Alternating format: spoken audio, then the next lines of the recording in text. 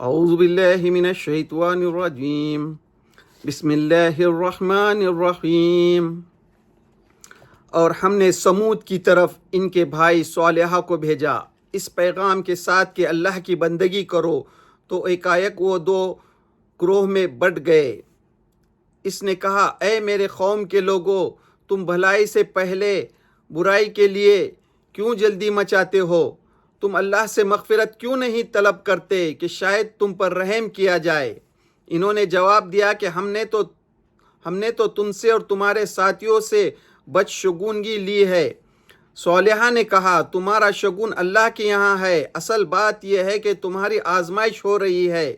اور شہر میں 9 جتے تھے جو زمین میں فساد پھیلاتے تھے اور اصلاح نہیں کرتے۔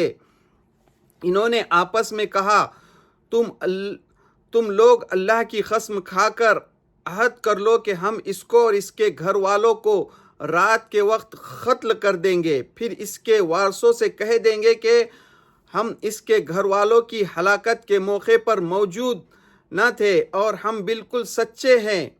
اور انہوں نے ایک چال چلی اور ہم نے بھی ایک تدبیر کی اور انہیں اس کی خبر نہ تھی۔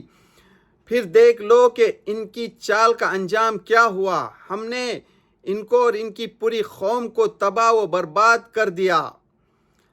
یہ ہیں ان کے گھر جو ویران پڑے ہوئے ہیں، اس ظلم کی پاداش میں جو وہ کرتے تھے۔ بے شک اس میں ایک نشانی ہے ان لوگوں کے لیے جو ایمان رکھتے ہیں، اور ہم نے ان لوگوں کو بچا لیا جو ایمان لائے تھے اور اللہ سے ڈرتے تھے۔ اور ہم نے لوط کو بھی رسول بنا کر بھیجا۔